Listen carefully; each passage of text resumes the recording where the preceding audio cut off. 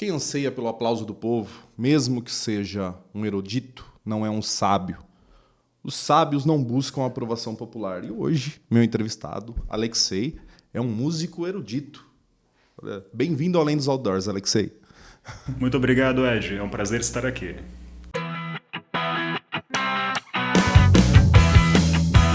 Além dos Outdoors.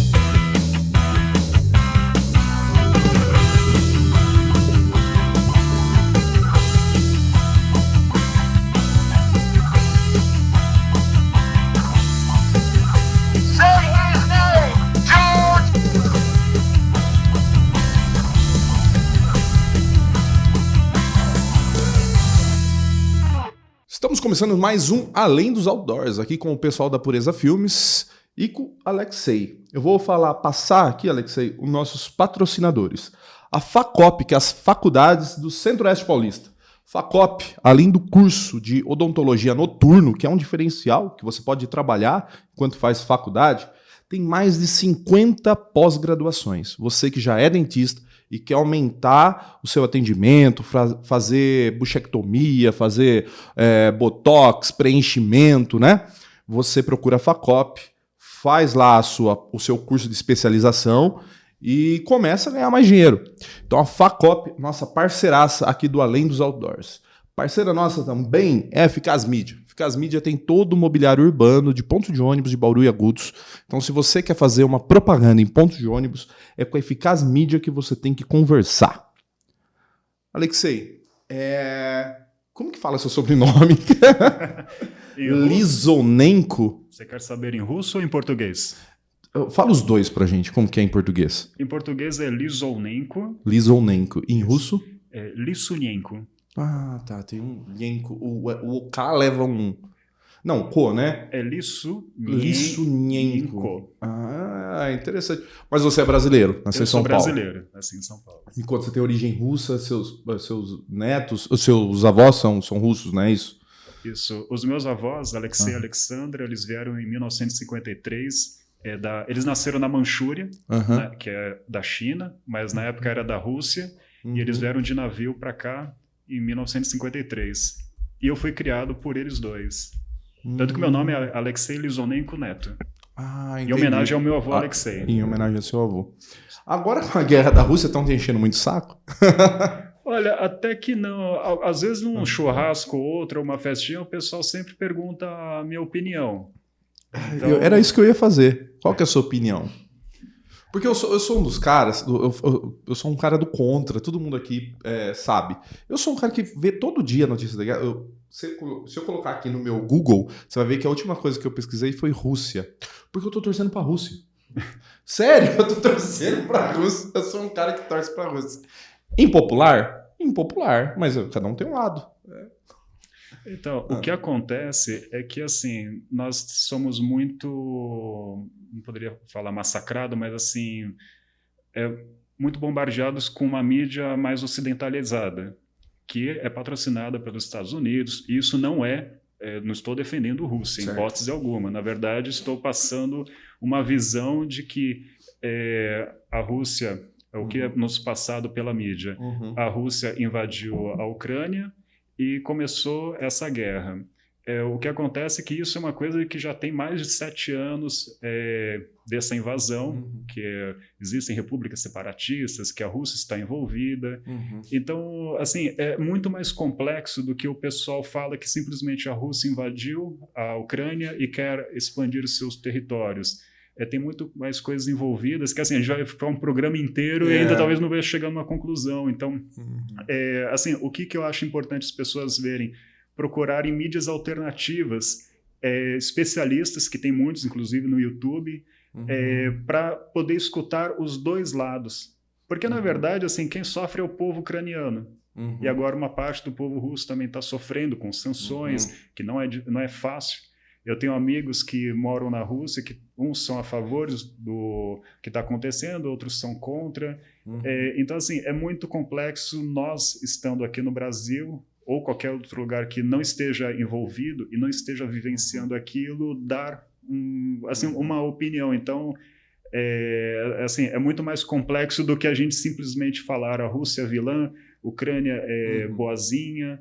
Na verdade, existem governos que são influenciados por outros governos.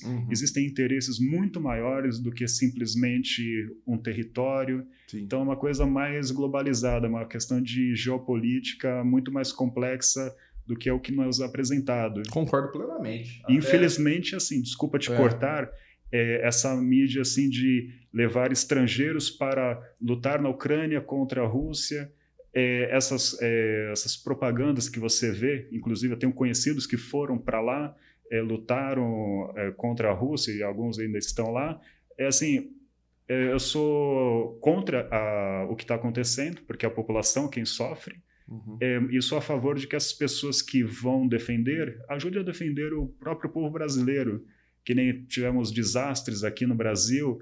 Por que muitas das pessoas não vão lá ajudar a socorrer em desabamento, catástrofes que nós tivemos aqui no Brasil?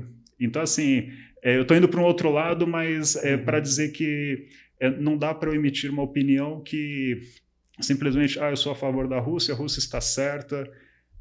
Na verdade, não tem ninguém inocente. Nem da Rússia, e nem da Ucrânia, e nem da OTAN, de lugar nenhum. Tem até algumas frases antigas que falam assim, numa guerra não tem lado certo, né? Pois é. Aconteceu alguma coisa. E eu acho que a Ucrânia virou muito marionete dos Estados Unidos. Não é a Ucrânia que está lutando ali contra a Rússia. A Rússia está usando a Ucrânia, os Estados Unidos estão usando a Ucrânia para enfrentar a Rússia ali longe da casa dela. Na Rússia tem uma piada que é assim, a Rússia vai lutar na guerra até o último homem. E os Estados Unidos, a OTAN vai lutar, a Rússia vai lutar até o último soldado russo. E a Ucrânia, a OTAN vai lutar na guerra até o último soldado ucraniano. Ou seja, eles fornecem armas, mas eles não se envolvem. Então, assim, e fora a questão de indústria armamentista, quem que ganha com isso? Porque precisa vender arma. É um comércio. Por isso que eu falo, é muito mais complexo, assim, se você tem uma indústria de armas, você precisa produzir... Nos anos 2000, tinha um dado que era o seguinte, 1 de cada 4 americanos trabalhava na indústria de armas. 1 de cada 4 americanos trabalhava na indústria de armas. E para sustentar essa indústria, que era 25% dos empregos americanos, tinha que ter uma guerra a cada 10 anos. Porque tem que ter uma guerra a cada 10 anos. Então, de vez em quando, eles fazem alguém ter guerra para vender essas armas, os governos comprarem armas. Senão... Por isso que esse ano o Congresso americano aprovou um orçamento de não sei quantos milhões ou trilhão, não recordo o número, para investir, ajudar a Ucrânia. Então, assim, por isso que eu falo, nós somos assim, muito pequenos perante um... E quando, na verdade, eles não estão ajudando a Ucrânia, eles estão ajudando a indústria nacional, que ele vai falar assim, eu vou ajudar em não sei quantos bilhões, comprando armas que são fabricadas aqui, dando para eles, mas está gerando emprego interno. Mas uma coisa que eu falo, essa guerra é uma forma dos Estados Unidos chegar até a China também. Mas aí a parada mais dura, viu? Mas o objetivo é a China, não é a Rússia. Com os chineses o negócio muda. Viu? Alexei. Mas Rússia também tem muito Alexander, não tem? Lá? Tem, Sasha. Alexei, poxa, como que você escolheu a música clássica? Você é pianista, né? Você Eu sou maestro pianista. Maestro pianista. E outra coisa, qual foi o seu primeiro contato com o piano, assim, que você decidiu fazer faculdade? A história é muito interessante. Eu tive o prazer de ter sido criado pelos meus avós, Alexei e Alexandra. Quando os meus pais se separaram, acho que eu tinha 7, 8 anos, aí eu fui morar com meus avós. Os filhos se separaram também, uns foram com a avó materna, outros com o meu irmão Júnior, ele foi com minha avó materna, 3 irmãos. Eu e o Sérgio, meu irmão mais velho, fomos morar com o meu avô Alexei e Alexandra. Só que o Sérgio acabou indo para um colégio interno, que era mais velho, coitado. E eu acabei ficando com os meus avós. E aí fui com meu avô foi ordenado padre, então viajei com ele para os Estados Unidos, para um mosteiro em Jordanville, para ele ser ordenado padre, foi uma experiência maravilhosa. Seu avô? Isso. Mas ele era casado? Exatamente. Mas como assim? Na igreja ortodoxa, ortodoxa, tá. Ortodoxa russa, é permitido ter o padre casado e o padre não casado. Legal. E ele era um dos casados. Um dos casados. Bacana. E aí, quando nós voltamos, eu lembro, assim, a trajetória nossa era, ele levava eu para a escola, e na volta a gente ia para o bar, onde ele ia tomar a cervejinha dele e eu tomar meu Guaraná. Certo. E eu sempre via as filhas do dono do bar, as netas do dono do bar, chegando da aula de piano. Meu avô sempre perguntava, de onde elas estão vindo? Da aula de piano. Perguntou umas 3 vezes, até que ele virou para mim, você quer aprender piano? Eu nem sabia o que era piano. Eu, com 10 anos, falei, vamos lá, né? Sei lá o que é isso. Aí pegou o endereço da professora, chegando na primeira entrevista com a professora, certo. Darcy Cury. Um beijo para a dona Darcy, pessoa muito querida. Ela perguntou pro meu avô, por que o senhor trouxe ele aqui? O senhor que quer, ele que quer? Aí meu avô falou, olha, dá uma olhada nos dedos dele. Aí ela olhou assim, dedos compridos, dedos de pianista. Então, a partir dali, comecei a estudar piano. Em São Paulo? Em São Paulo. Em São Paulo. Legal. E aí foi natural, estudando piano, isso com 10 anos, até chegar na faculdade. Na verdade, muita coisa acontece no meio do caminho. Sim. Minha mãe é corretora de imóveis. No meio do caminho, deixei de morar com meus avós, fui morar com ela, acredito com uns 15 anos. Aí ela botou para trabalhar, abriu uma empresa de despachante, fui emancipado para virar um dos sócios, e aí ficou entre música, trabalhar com isso, comecei a trabalhar com corretagem também, e aí chegou a época de fazer faculdade. Por influência da minha mãe, fui fazer faculdade de Direito. Fiz 3 anos de Direito. Eu lembro que eu estudava na Universidade de São Marcos, lá no Ipiranga. Sei, conheço. E um dia eu atravessei a avenida, a Nazaré, e nem sabia o que tinha do lado, mas escutei um som de instrumento, pum, pum, pum. Era uma casa grande. Aí eu entrei e perguntei, nossa, o que é isso aqui? É um portão grande. Isso aqui é a universidade, é a Unesp. Aí, acho que 1 ano depois, ou 2 anos depois, prestei o vestibular, estava entrando lá, larguei o direito, fui fazer música. Aí você fez música lá no Instituto de Artes da Unesp. Instituto de Artes, né? Que na época era no Ipiranga, agora está na Barra Funda. Tá na Barra Funda. A Unesp lá agora é na Barra Funda. Não, lá no Ipiranga é outra faculdade lá, agora não é mais de artes lá, né? Não, saiu de lá, a Unesp. Não, mas ainda tem lá, não tem? Tem Será que centro cultural, alguma coisa lá. Ficou alguma coisa? Ficou alguma coisa lá. Enfim, nós não somos muito guia turísticos de São Paulo. Poxa, aí você fez... dentro da faculdade de música, né? Tem várias vertentes que você pode seguir, né? Você já entrou querendo ser piano, né? Mas como que é a formação de maestro? O que diz assim que... Putz, eu toco violão, aí para eu ser maestro, qual que é a diferença? Então, maestro... você pode fazer faculdade de regência. Tá. Você pode ser maestro sem fazer a faculdade de regência, e você pode ser pianista também sem fazer a faculdade de piano, que foi o que eu me formei. É uma profissão em que você não precisa ter o diploma para você exercê-la e para você mesmo sendo um profissional. É mais feito de acadêmico. Então, mas para ser maestro você precisa estudar bastante, porque você trabalha com outros instrumentos, pode ser maestro de um coro, pode ser maestro de uma orquestra, então você precisa entender dos instrumentos, saber ler as partituras que os instrumentos vão tocar. Eu costumo falar que o maestro é um grande administrador. Ele pega vários diferentes instrumentos e pessoas diferentes e transforma numa coisa só, um som só. Entendi. Então ele criou uma harmonia. E você virou um pianista clássico, né? Isso. Você não toca Elton John? Toco. Opa! Eu adoro, como chama a música do Your Song? Não, eu gosto de... Nossa, é uma das minhas músicas favoritas. The Long, Long Time. Como que é? É que ele tá indo é um astronauta, que ele está se despedindo da esposa. Meu Deus do céu. Pesquisa, produtora, pesquisa aí, ó. Elton John, música, astronauta, se despedindo da esposa. Aí que eu esqueci o nome da música, como chama? Eu não vou cantar pra fazer vergonha, Paulo. Mas você perguntou... Rocketman. Rocketman. Rocketman. I'm Rocketman. Mas você sabe uma coisa interessante na faculdade de música? O pessoal me conhecia como o cara que tocava Cazuza. Porque adorei. Assim, sempre gostei da música do Cazuza. Uhum. E depois que eu aprendi a ler cifras... Porque assim, antes de eu entrar na faculdade... eu fiz uma viagem de formatura do colegial. Uhum. E no último dia da viagem, a gente estava no sul, no sul, acho que Gramado. No hotel arrumaram um piano. E aí, Alexei, vem aqui, vai tocar alguma coisa pra gente. Aí, legal, vou tocar. O que eu vou tocar? Bach, Chopin? Então, né?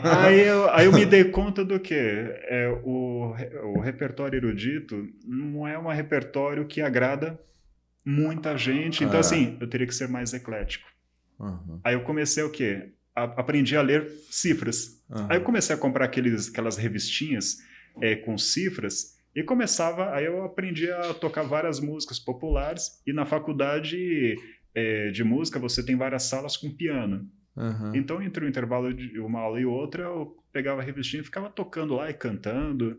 A pessoa escutava e gostava. Realmente, a música erudita não é apreciada, a música clássica, principalmente o clássico do piano, não é muito apreciado, principalmente no Brasil, né? Na Rússia, talvez seja mais apreciado. Mas os caras jogam xadrez, tomam vodka e escutam Bach. Mas aqui a gente escuta Jorge Mateus, sabe? Jorge Mateus. Eu conheço.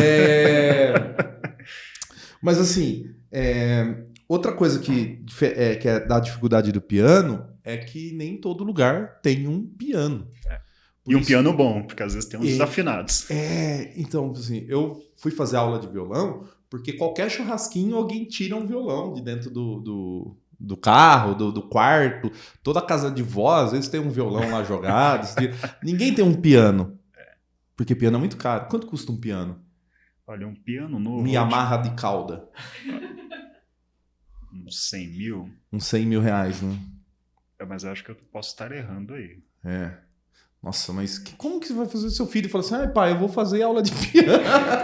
Compre um piano digital. Um piano digital. Aí já começa bem. Me dá um piano. Agora, dentro dos clássicos, o que você é fã de quem? Quem que você mais admira?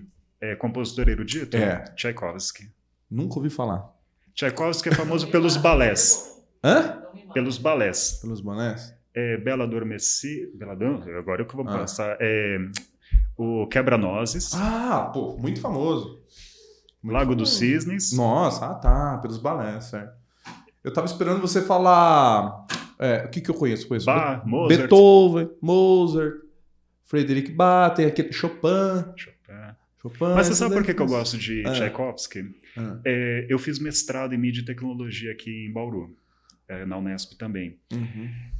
Quando você começa a ver a capacidade intelectual da pessoa sem recursos tecnológicos, sem eletricidade, compor uma sinfonia, um balé, compor para diversos instrumentos que ele não tem um computador, que ele possa experimentar os sons. Sim. E ele conseguir juntar todos os instrumentos de uma forma tão perfeita, que é o que Tchaikovsky fez. Todas as músicas dele, a orquestração é muito bem construída.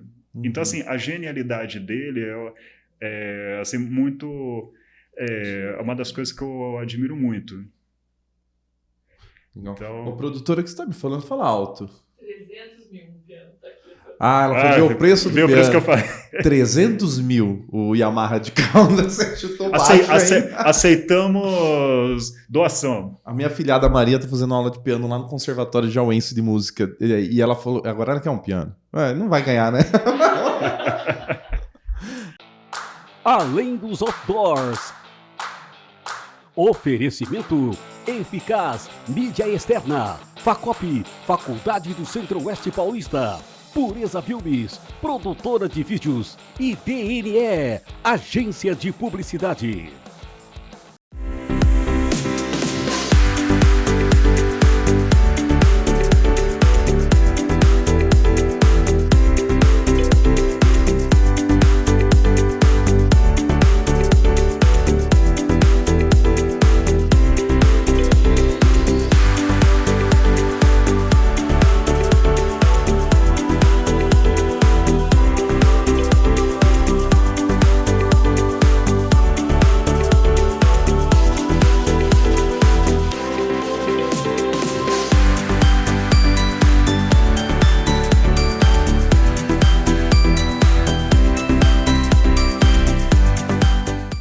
Voltamos a apresentar Além dos Outdoor. Mas assim, por que você acha que as pessoas não têm... É por falta de acesso ou você acha que é uma música mais difícil e não tão simples de gostar? Não é acesso, porque qualquer pessoa tem acesso à música, qualquer pessoa tem acesso a tudo hoje em dia, através de um celular. Na verdade, é falta de estímulo, falta de apresentar. Eu falo isso com base em ópera. Eu nunca gostei de ópera. E sendo músico erudito. Até o dia que me deram um livro, que acredito que o nome dele chama Kobe, que diz a história das óperas. E eu comecei a entender que as óperas do passado são os musicais de hoje. E aí eu comecei a entender o que o compositor escreveu, ou seja, eu comecei a receber ferramentas para poder interpretar o que foi composto. Comecei a amar a ópera. Então, o que eu vejo? Falta o quê? Instrução. Só que assim, a pessoa precisa ter não é iniciativa, mas assim, precisa ter um estímulo. É que hoje nós não temos estímulos para coisas culturais, coisas que vão engrandecer a mente da pessoa. São coisas vazias. Entendi. Tem duas questões assim que talvez que sejam místicas que eu vou te perguntar. Por que os melhores pianistas são sempre russos? Alemão, russo, assim, é difícil ver. Tem o nosso Giancarlo Martins, né? Como se chama? O rapaz lá que teve o problema. Enfim, o nosso maestro. Mas a maioria dos pianistas que você vê, assim, ficarem na história são nórdicos. E outra questão, por que todo ditador sanguinário gosta de música clássica? Bom, vamos lá, vamos para a primeira pergunta. Primeiro que nós temos pianistas fabulosos no Brasil. Hoje em dia tem um negócio assim, acirrado. É questão da disciplina. É questão a dificuldade que essas pessoas vivenciavam. Você tem a dificuldade de acordar. Você não acorda num país tropical, gostoso, que te dá vontade. Nossa, que lindo céu. Eu vou já acorda de sunga, né? É uma beleza. Lá para você vencer, primeiro que é muito acirrado. Segundo, é que você precisa assim, ser o melhor dos melhores para poder se destacar. Então, o que acontece? Você vê que assim eles desenvolvem muito, estudam muito. É questão da disciplina mesmo. Eu tenho uma amiga que é búlgara e ela mesmo falou que assim ela colocava 5 despertadores em lugares longe da cama dela para ela levantar 5 horas da manhã em pleno inverno para ela andar na neve para fazer aulas de violino. Tinha que querer muito, né? Eu jamais faria isso. Mas aí que tá, a necessidade de você precisar superar, a necessidade de você precisar ser... o que eu vejo assim, quando as coisas são muito fáceis, quando você tem acesso às coisas, você não se esforça muito. Tanto que esses países que se superaram, que o povo assim, tem uma gana, que se destacam, são países que passam por guerras. São países que sofreram, são países assim, que dão valor à cultura, à liberdade, ao conhecimento. Então, assim, eles têm uma formação muito diferente da nossa. O nosso não dá assim um jeitinho. A gente conseguiu tudo fácil, né? No Brasil. Então, assim, é muito complicado, que nem você vê na Coreia do Sul. a disputa que é para você conseguir ter um emprego, o nível é altíssimo. Então, assim, você pega o pior lá e traz para cá, ele vai se sobressair. Então, assim, quando você tem um nível muito alto, você tem uma necessidade também, você tem que se superar. E fora que, assim, o pessoal se especializa também. Tivemos a época do comunismo em que o Estado incentivava muito os estudos, mas também tem a questão do berço cultural. A Europa foi o centro da cultura do mundo, tanto que uma coisa que é interessante, as expressões musicais que você tem nas partituras são todas em italiano. Pode estar uma partitura em japonês, vai ter lá molto, andante, allegro. Então você vê o quê? Que a Europa sempre foi o berço da cultura, que depois foi se disseminando. Mas é uma questão assim eu acredito que seja assim, necessidade. Eu acho que se nós fôssemos um país menos abençoado por Deus, talvez nós fôssemos assim... Tem que ser mais aplicado, né? Mais aplicado. Então, acredito que assim... Aquela frase, né? Bons mares não fazem bons marinheiros. Então, talvez isso que falte pra gente. E a outra pergunta... Por que todo ditador sanguinário gosta de música clássica? Você sempre pega os caras, Stalin, Hitler.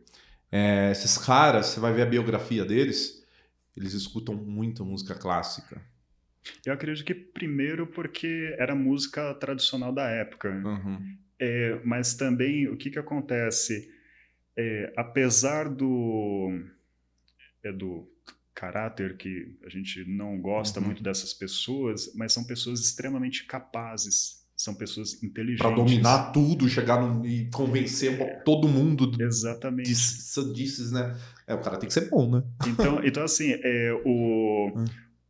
o efeito que a música erudita causa no cérebro de uma pessoa, causando as sinapses, provavelmente ajudam a musculatura do cérebro a raciocinar melhor. Eu mesmo, uma das coisas que eu gosto de fazer é quando eu estou estressado, eu vou ao piano e começo a tocar e começo a pensar no problema que eu tenho que resolver. Então, assim, é como se desatasse um nó. Sabe o que eu faço? Eu tenho uma terapia para isso também. Eu não inventei, eu copiei do Obama, do Barack Obama. Quando eu tenho um problema muito assim que eu não tenho solução, eu vou lavar a louça. Eu começo a lavar uns pratos ali, vou lavando, vou lavando uns copos, enxaguando e pensando. Aí depois sempre que eu termino ali, eu já tenho uma solução. Não uma solução, mas um caminho. Talvez isso aqui vai dar certo. Mas você sabe que, entrando nesse assunto, todos os problemas, pelo menos assim, eu penso assim, podem não ter uma solução, mas tem algum caminho a se seguir. Então, assim, nada é perdido e nada assim, é o fim do mundo. É que a gente é meio dramático. Né? A gente, acabou o mundo, agora explodiu tudo. Bom, formado em música em São Paulo, onde que apareceu Bauru na sua vida? Facebook. Facebook? Mas antes, campanha eleitoral.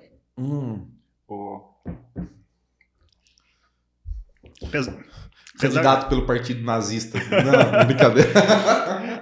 Apesar de não ser místico, eu sou místico também. Eu sou aquela coisa, eu acredito, mas não acredito.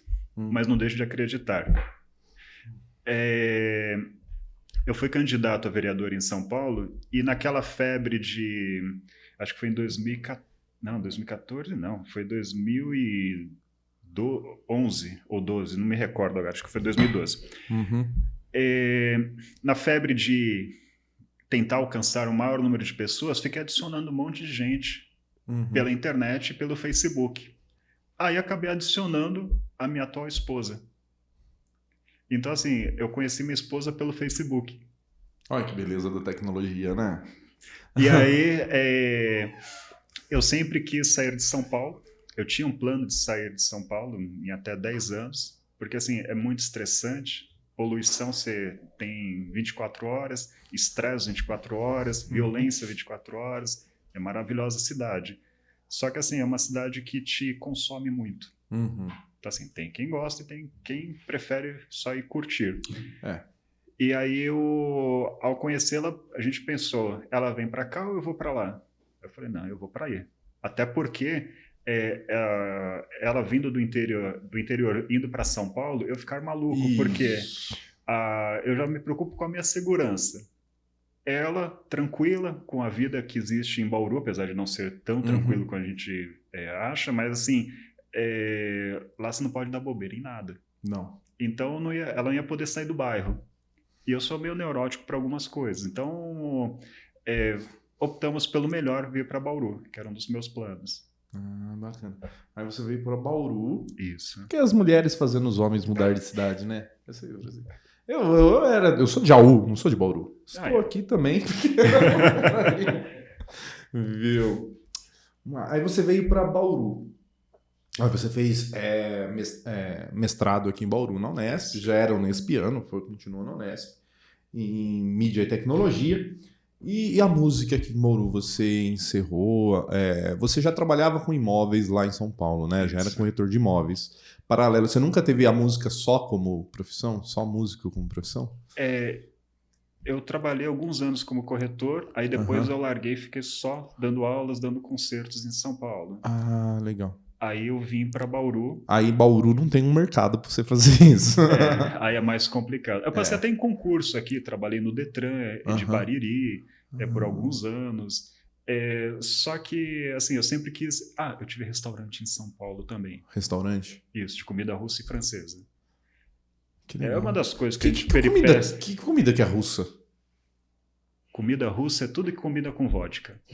Isso gostei. Eu já acho que já tá pra essa é uma frase do meu amigo Sérgio, que era um dos donos de lá, que tá na Rússia. Ah, é? Mas o que é? Qual o prato típico da Rússia? Qual é a feijoada suas lá? É peixe, muito peixe, salmão defumado. Vocês têm mar pra caramba, né? Mar congelado lá. Então tem salmão pra cacete. Tem bastante. Que bom, então gostoso. Massas. E aí, aqui em Bauru, eu criei um coral e uma orquestra chamada Sons de Bauru. Até mandei um vídeo para vocês verem como que é a apresentação. Sim. Só que quando veio a pandemia, matou tudo. Ah, tá. O vídeo é bom? É bom. Vamos escutar um trechinho. Aquarela do Brasil, hein? Aquarela do Brasil. Trechinho para vocês.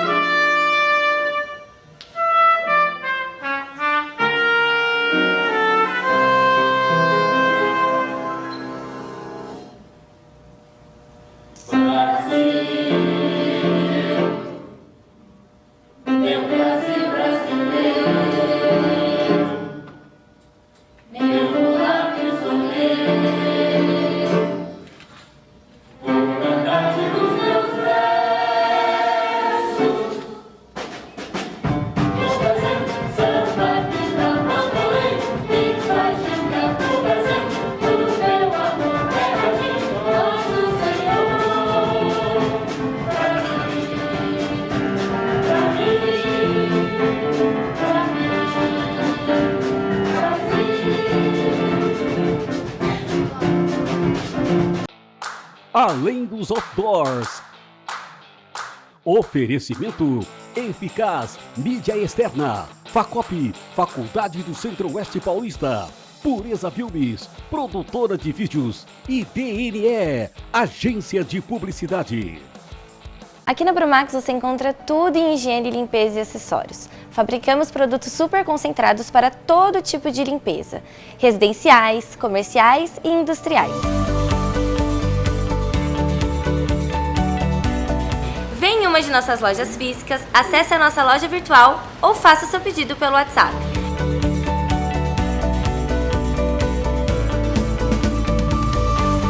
Brumax, solução em higiene e limpeza. Voltamos a apresentar Além dos Outdoor. Existe ainda os Sons de Bauru? Por enquanto tá parado, mas eu vou voltar. Mas como que é o projeto? Conta pra O gente. projeto é um coral com pessoas que não são profissionais da área de música, Uhum. A gente canta músicas variadas, músicas populares mesmo, tanto que você escutou Aquarela do Brasil, tem Get Lucky, Legal. Erudito, assim, é muito pouco. Get Lucky do... Daft Punk. Daft Punk, nossa, muito bom. Eu acho que eu mandei o vídeo também, mas se eu não mandei, eu mando depois. Tá. E assim, só que as apresentações são beneficentes. Entendi. Tanto que nessa apresentação que nós assistimos, nós arrecadamos acho que 300 quilos de alimento no Teatro Municipal. Eu fiquei muito contente porque foi uma quinta-feira à noite e conseguimos praticamente lotar o Teatro Municipal aqui de Bauru para uma atividade como essa, cultural, mas com cunho beneficente. Poxa, isso tem que voltar. É engraçado que quando eu morava em Mineiros do Tietê e vinha muito para Bauru, eu achava assim, nossa, Bauru tem uma diversidade cultural muito legal. Olha só aqui, ó. Sons de Bauru.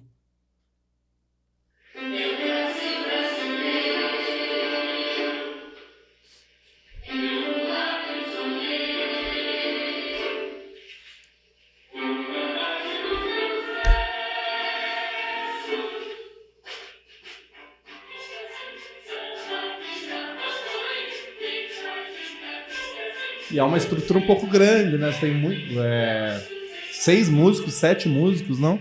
Mas muito legal, parabéns. Aqui em Bauru, já que você falou de diversidade cultural... Aí eu achava que tinha, até morar aqui. Aí não tem.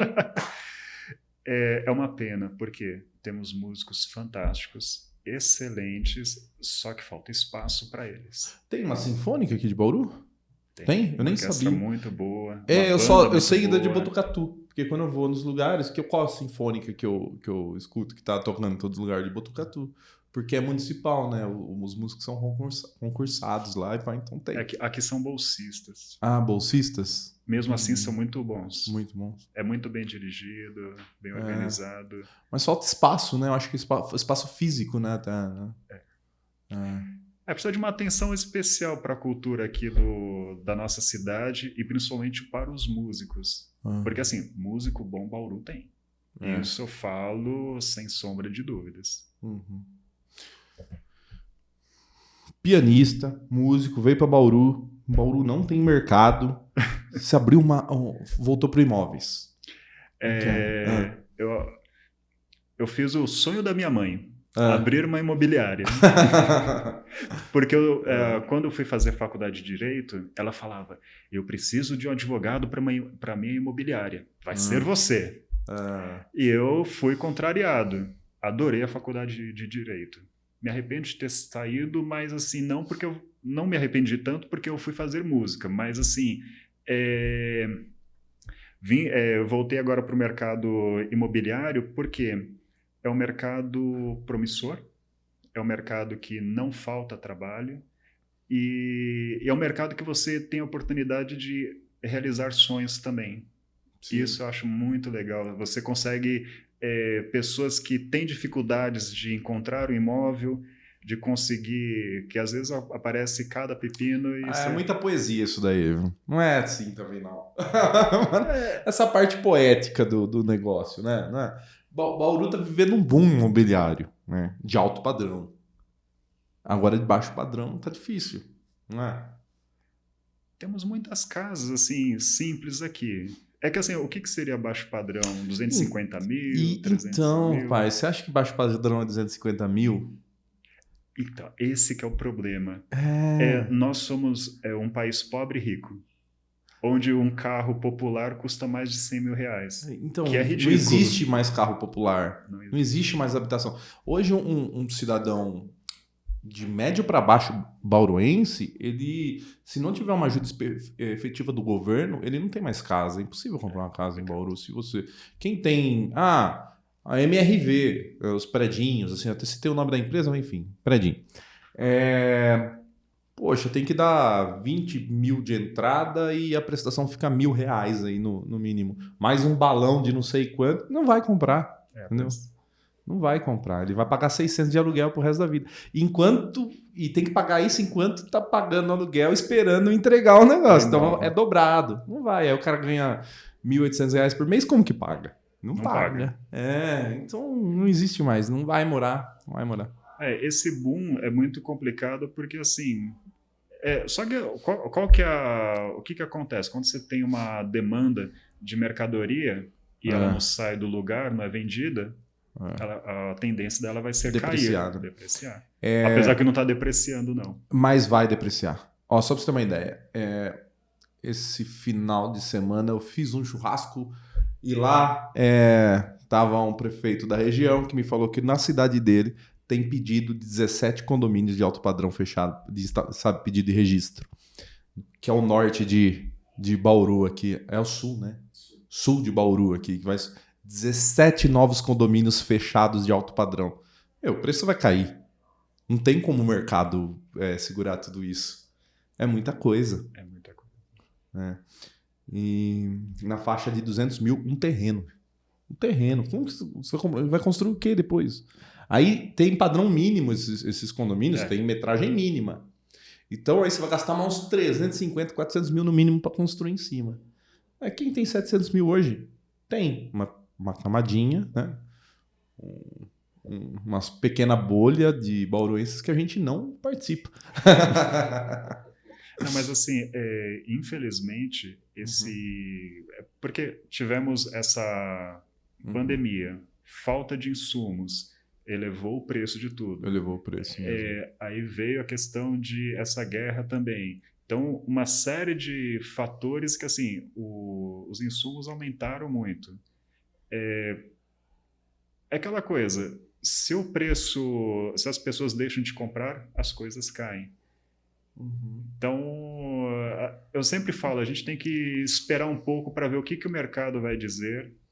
É muito que nem no mercado, 2 meses atrás, a gente percebeu que deu uma parada não só no mercado imobiliário, no mercado geral. Foi assim, assustador. Agora, de agosto para cá, você vê uma movimentação assim, fora do comum que a gente esperava desse crescimento. O pessoal, muita gente parece que nem está com medo de eleição. Tem a Copa do Mundo ainda para atrapalhar.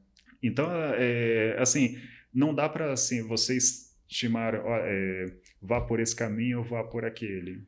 O que eu sei é que existem ótimos negócios, existem pessoas que precisam se desfazer de negócio para começar outro ou para pagar uma dívida, existem oportunidades, e existem aquelas pessoas que vão guardar e esperar ou abaixar ou correr o risco de subir ainda. Assim, eu fiz o seguro do meu carro há 3 meses atrás, e quando a moça mandou para mim a pólice, eu falei assim, o que é isso? Tá muito mais caro que no ano passado. Ela falou, é o valor do seu carro. Mas você pode fazer um valor fixo do seguro do seu carro. Só que cuidado, que se o carro ficar mais caro, não vai cobrir o valor da tabela.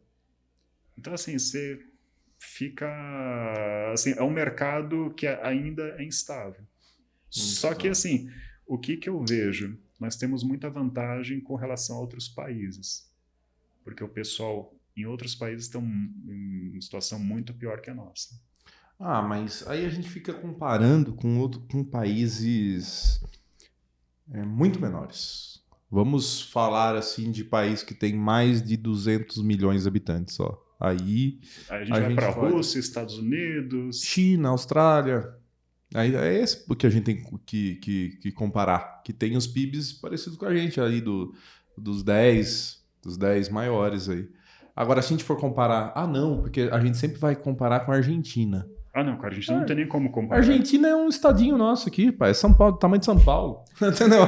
Não, mas eu falo assim, comparar no sentido não de valores, mas a situação econômica que nós vivemos. Entendi. A situação de não que, olha, nós faturamos 10, eles estão faturando 1. Aí não tem como comparar, mas na situação de que nem... aqui ainda você vê, com o mercado imobiliário, você vê as pessoas investindo, você vê as pessoas comprando, é menor do que há anos atrás, mas você vê o capital girando ainda, alugando, então vê assim, muitos empreendedores ainda. Então você vê que tem pessoas que estão investindo, estão acreditando.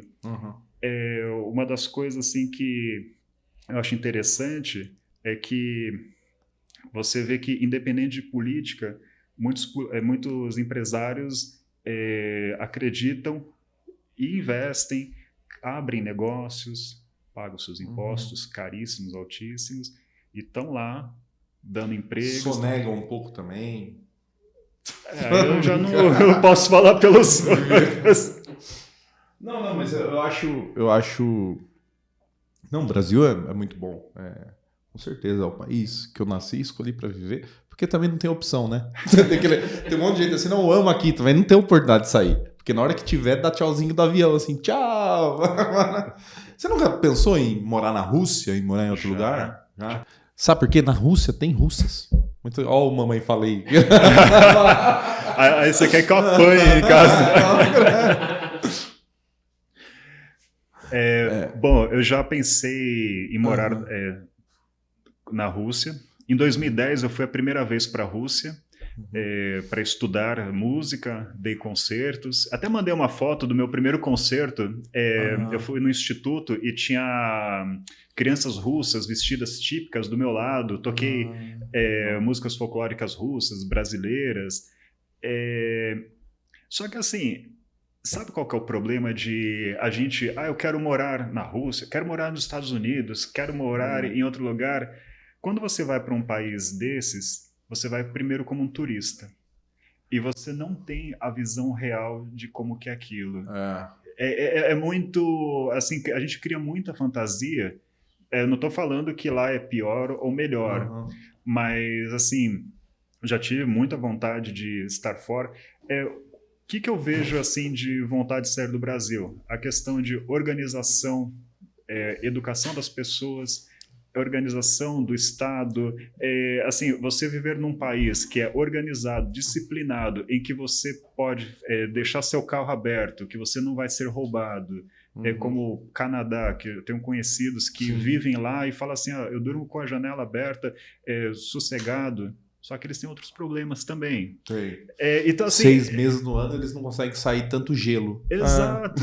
Então, assim, como turista, nossa, a Rússia é maravilhosa. Eu falo assim, vá para a Rússia. Quem tiver dúvida, vá para Moscou, São Petersburgo, conheça. É a mesma coisa do alemão que vai para o Rio de Janeiro e fica maravilhado. Porque ele fica 7 dias lá, só na área turística. Segura. Comendo feijoada, tomando caipirinha, vendo mulata, praia, noite legal, e não precisou morar no Rio de Janeiro, pegar engarrafamento, ser assaltado. Às vezes é assaltado, né? Porque levar uma facada.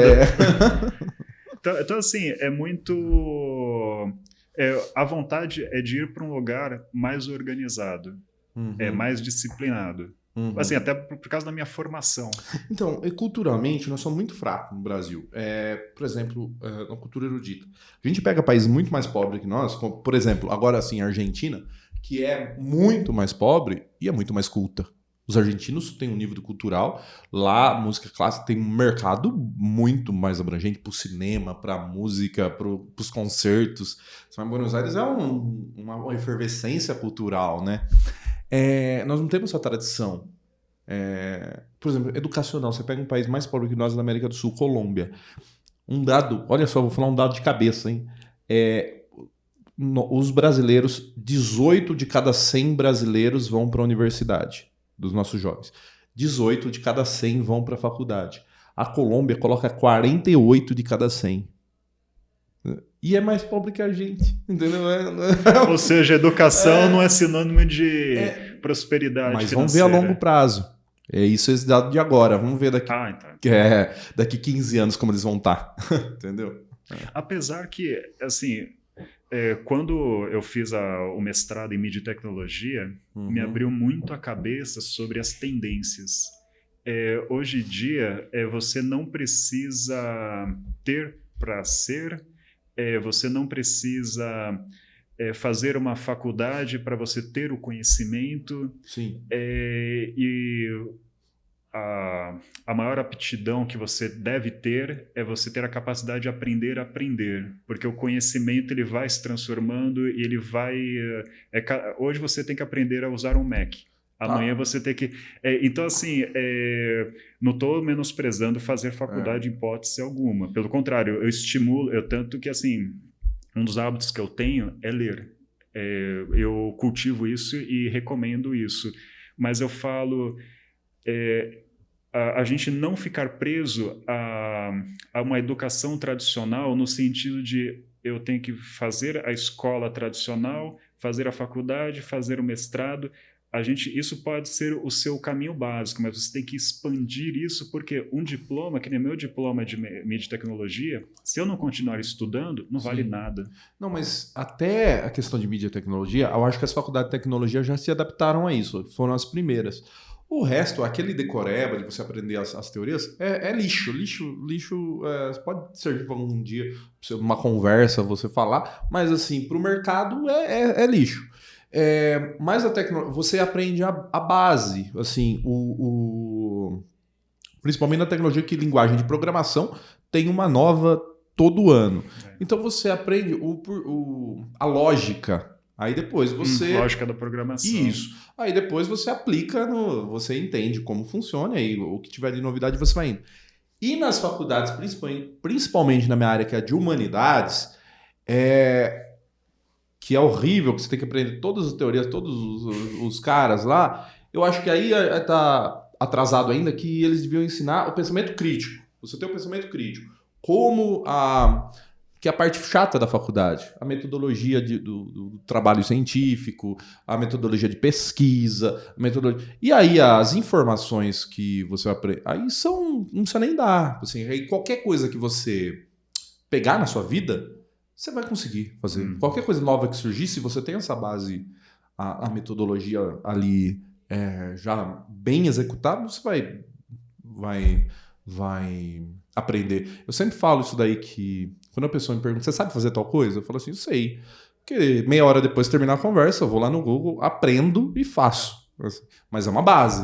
Se não tiver essa base, não é?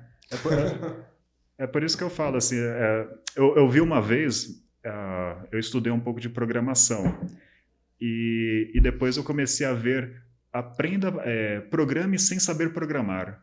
Sem saber o C++, sem saber os códigos, não, as linguagens de programações.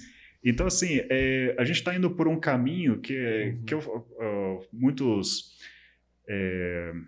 estudiosos falam, você não tem que inventar mais a roda, você tem que usar a roda para criar outras coisas. Então, assim, eu acho que tanto que o salto que nós demos de 2010 até 2020... Eu não sei se a gente poderia falar que andamos um século em uma década, porque foi gigante o que aconteceu nessa última década. E o que está acontecendo a cada ano, essa questão de inteligência artificial, que existe muita fantasia também, né? Mas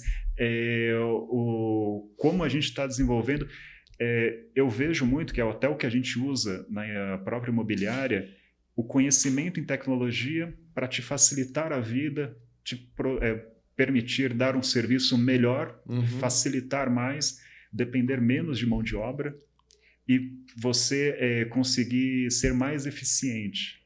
Então, esse conhecimento de você saber manipular as ferramentas digitais, ferramentas tecnológicas, eu acho muito importante. Então, assim, a pessoa que não sabe mexer com tecnologia, infelizmente, ela vai sofrer muito nos nossos dias de hoje, se ela for para o mercado de trabalho.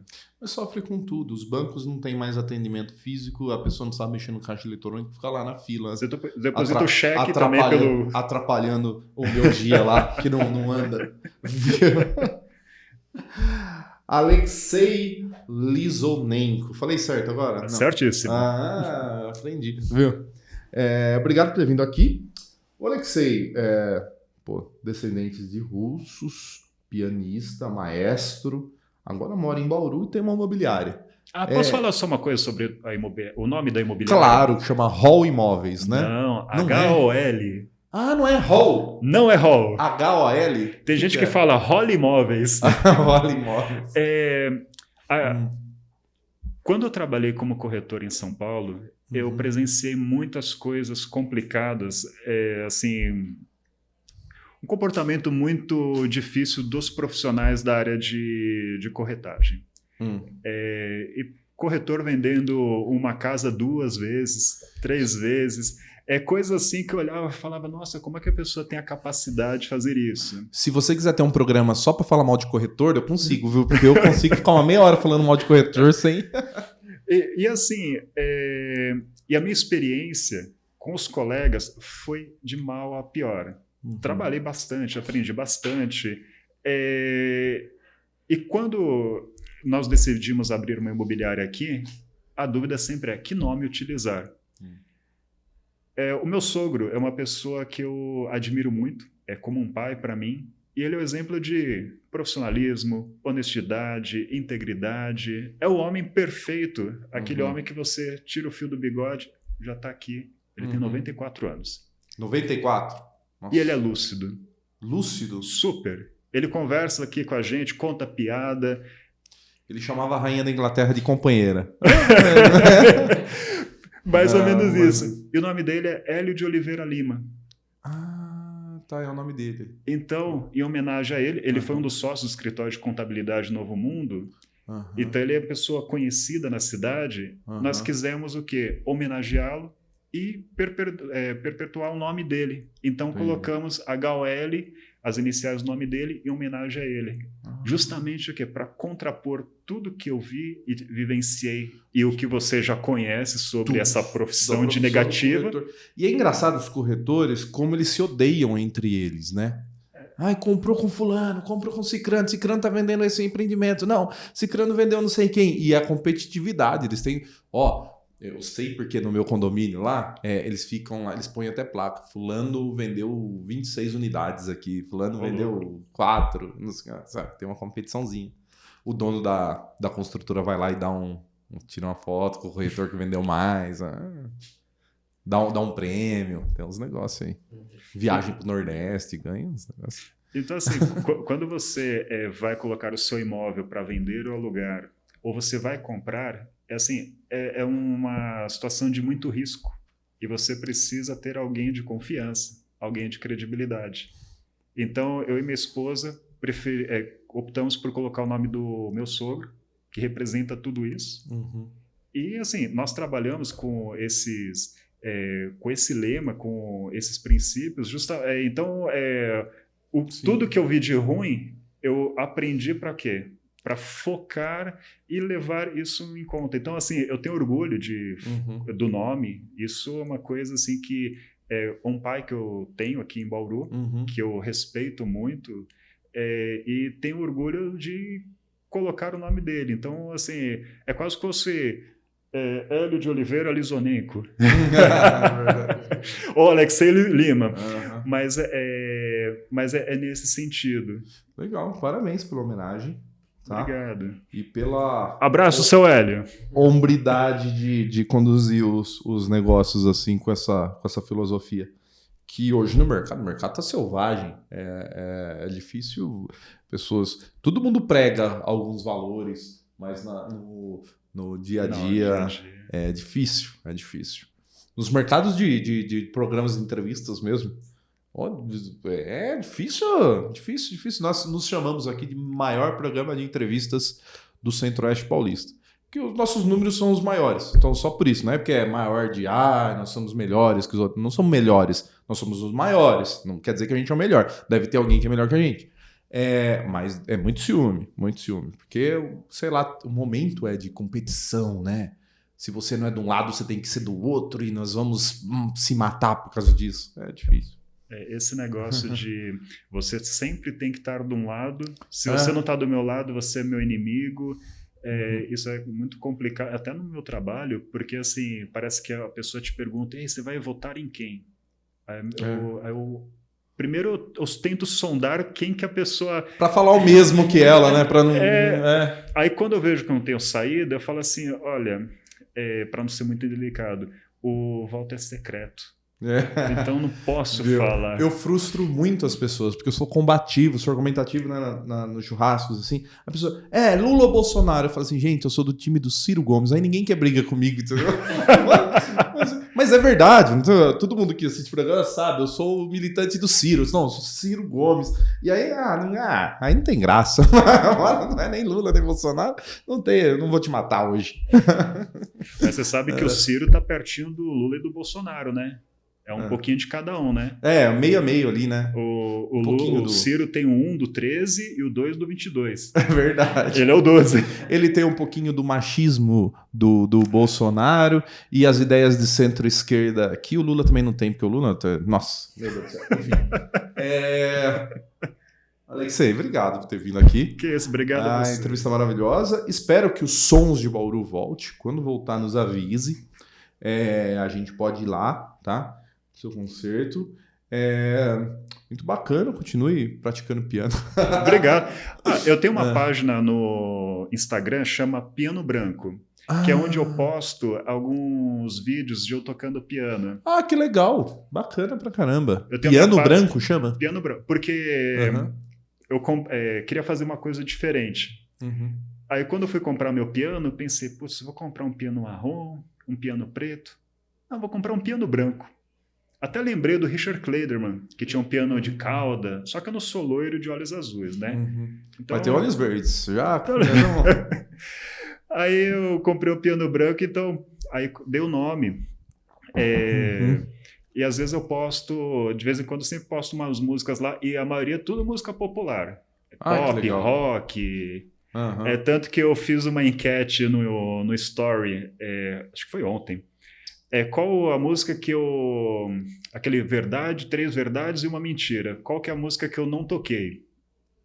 Aí tem pagode, o piano, pagode, funk, rock e pop. O que eu nunca toquei no piano até hoje foi pagode. Pagode? Tem uns pagode bom.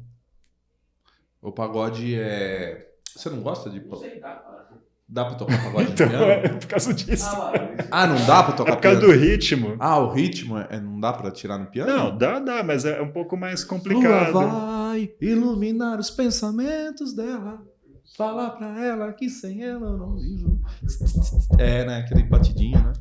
Legal. Tem um cara, é muito legal você ter uma rede social, porque tem o Vinheteiro, você conhece, né? Conheço. O Vinheteiro, o cara tem bilhões de visualização, principalmente na China, dele tocando temas lá no piano. Ele é bom? Ou ele só não, mais ele toca mídia? muito bem. Ele toca bem? Ele faz uma baita de uma mídia. Isso. Não, e ele sabe se vender também. Ele é cara... mal-humorado, fala umas coisas ridículas, né? Ele é um personagem. Um personagem, né? Então, e ele faz muito bem isso. Então, Mas tecnicamente ele é bom. É bom. É bom? Então tá certo. É isso aí, obrigado, viu? Obrigado a você. Obrigado pela oportunidade aqui. Espero poder voltar em breve. Espero que vocês venham no concerto dos Sons de Bauru quando a gente retornar. Porque assim, precisa baixar um pouco, porque com o trabalho da imobiliária aumentou muito o trabalho. Assim, diminuiu o meu tempo, aumentou o trabalho e ainda dou aulas também. Então eu preciso assim, abrir um espacinho entre... Terminou a imobiliária às 6 horas da tarde, vou fazer os ensaios, que a gente fazia os ensaios à noite, então eu quero ver se eu retorno. Porque assim, é uma realização. Muito bom. Diretamente aqui dos estúdios da Pureza Filme, esse é o Além dos Outdoors, num oferecimento FACOP. A FACOP é a Faculdade do Centro-Oeste Paulista. Na FACOP você faz, além de odontologia, você faz todas as pós-graduações, mais de 50. E ainda você pode ser atendido na Clínica FACOP. Clínica FACOP. FACOP é uma universidade, então você pode ser atendido com o preço zero. Isso mesmo. Você paga apenas o material que eles usarem, os equipamentos, etc. É só você ir até lá, não precisa agendar horário, é só chegar lá e ser atendido na FACOP. Aí Eficaz Mídia, nossa parceira de divulgação. Eficaz Mídia tem todo o mobiliário urbano de Bauru e Agudos. Se você quer fazer uma campanha offline em pontos de ônibus, é só falar com a Eficaz Mídia. Lembrando sempre que nós estamos na TV Bru Mais, todas as quintas-feiras, e na Alfa TV, Bauru, Jaú e Botucatu, em breve em mais cidades, na Top FM para mais de 100 cidades, na rádio do seu jeito e na Melone, também rádio web, que você pode nos conferir. E a Rádio Cultura Regional também, que é de Dois Córregos para o Mundo. Sabia que Dois Córregos tem é um celeiro de jornalistas muito, muito famoso. Tem o... eu vou esquecer o nome do pessoal. Mas hoje, a principal correspondente da Globo News em Washington, ela é de Dois Córregos. E foi a única jornalista que cobriu a invasão da Casa Branca do mundo. É a única que estava lá no momento que o pessoal começou a invadir e correu risco de vida, que morreram 5 pessoas. Ela estava lá no meio. O Reinaldo Azevedo, o âncora do SBT, Carlos Nascimento, todos Dois Córregos. Você quer ser jornalista? Bom, tem que nascer em Dois Córregos. Não nasceu em Dois Córregos, nem faz faculdade. Aí, é isso. Esse é o Além dos Outdoors, o maior programa de entrevistas do Centro-Oeste Paulista. Até o próximo programa. Tchau. Além dos Outdoors.